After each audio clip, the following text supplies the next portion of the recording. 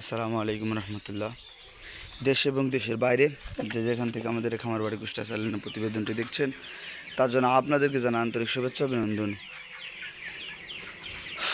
তো বন্ধুরা, আজকে যে ভিডিওটি করব বা ভিডিওটি যে বানাচ্ছি সেই ভিডিওটি হচ্ছে আজকে যে বিষয় নিয়ে কথা বলবো সেটি মূলত হচ্ছে 24 দিন বয়সে যে রানীক্ষেত ভ্যাকসিনটি করা হয় সেই রানীক্ষেত ভ্যাকসিনটি আপনারা কেমন করে করবেন, সেই রানীক্ষেত ভ্যাকসিনটি করার সঠিক নিয়ম এবং রানীক্ষেত ভ্যাকসিনটি পানির সাথে মিশিয়ে দিলে কী করলে সবথেকে ভালো খাবে সে বিষয়ে। তো বন্ধুরা, আপনারা দেখতে পাচ্ছেন আজকে কিন্তু আমার মুরগির বয়স 23 দিন। তো 23 দিনে অনেক সুন্দর রয়েছে মুরগির কোয়ালিটি। তো এবার বলতে আপনারা একটা জিনিস খেয়াল করুন যে হচ্ছে খাবারের পটগুলো আমি কিন্তু সবগুলা বাইরে বের করে রেখেছি, ভিতরে কিন্তু কোনো খাবারের পট এবং পানির পট নেই। এটার একটি মূল উদ্দেশ্য হচ্ছে, আপনি দেখতে পাচ্ছেন এটাও কিন্তু পানির পটও কিন্তু বাইরে রাখা হয়েছে, এখানে কিন্তু মানে পানির পট এবং খাবারের পট নেই। তো এই ক্ষেত্রে পানির পট এবং খাবারের পট যদি ভিতরে থাকে তাহলে হচ্ছে গিয়ে সাথে সাথে যদি আপনারা ভ্যাকসিন দেন, ভ্যাকসিনটা খাবে না, ভালো খাবে না, একজনা খাবে কি একজনা খাবে না, এরকম মানে মূলত দেখা দিবে। কিন্তু হচ্ছে যদি আপনারা খাবারের পটটি সরিয়ে ফেলেন বা ঘন্টাখানিক পরে যদি খাবারের পটটি আপনারা ইউজ বা ভিতরে অ্যাভেলেবেল করে দেন বা ভিতরে জায়গায় জায়গায় বসিয়ে দেন, তখন যদি ঘন্টাখানিক পরে দেওয়া যায় তো তখন কিন্তু সব মুরগিগুলা খাবারের পটের গোড়ায় এসে সব মুরগিগুলো একসাথে এসে কিন্তু খাবে, ঠিক আছে?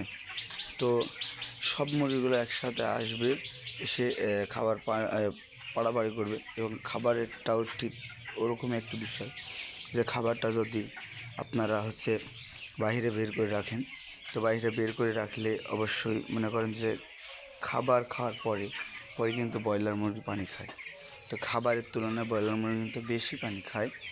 তো এই ক্ষেত্রে আমি এটা বাইরে রেখেছি, দেওয়ার পরে সবাই কিন্তু খাবার এবং পানির ভিতরে মনোযোগ তার চলে যাবে। এক্ষেত্রে কিন্তু সব মুরগিগুলো সমানে খাবার এবং পানি গ্রহণ করবে, এই জন্যই কিন্তু আমি হচ্ছে গিয়ে বাহিরে বের করে রেখেছি।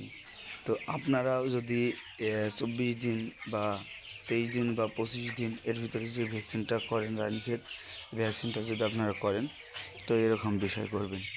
এবার বিষয় হচ্ছে এরকম বিষয় খালি 23-24 দিনেরই নয়, আপনারা যদি 17 দিনের ভ্যাকসিনটা করেন গাম্বুরা, তো 17 দিনের ভ্যাকসিনটা যদি আপনারা করেন তো 17 দিনের ভ্যাকসিনটা করলেও ঠিক এরকমই কৌশল অবলম্বন করতে হবে। এক্ষেত্রে কিন্তু পানিটা ভালো খায় এবং ভ্যাকসিনটা সবাই গ্রহণ করার সুযোগ বা গ্রহণ করতে সক্ষম হয়। ভ্যাকসিনের বিষয় একটাই যে সবাইকে গ্রহণ করতে হবে, একজনা গ্রহণ করলে হবে না, সবাই যেন অ্যাভেলেবেল পায় এরকম অনুযায়ী কাজ করতে হবে। এবার যেহেতু এখন গরমের একটা সময়, তো তারপর দেখতে পাচ্ছেন আপনারা রোদ বের হয়ে গেছে, তারপরে আপনারা একটা জিনিস খেয়াল করবেন, রোদ বের হওয়ার আগে আপনার ভ্যাকসিনটা দিবেন। আর অবশ্যই যখন ভ্যাকসিনটা দেবেন তখন যেন সাদা বলের পরিবর্তে লাল বল যেন না হয়, লাল বল হলে ভ্যাকসিনটা নষ্ট হয়ে যাবে চিকিৎসা লেগে। তো ভ্যাকসিনটা কেমন জায়গায় রাখবেন সে বিষয়েও এখন কথা বলা যাক। তো আপনারা ভ্যাকসিন আনার পরে একটু জিনিস খেয়াল করবেন, সেটা হচ্ছে ভ্যাকসিন কিন্তু ঠান্ডা একটি জায়গায় রাখতে হয়।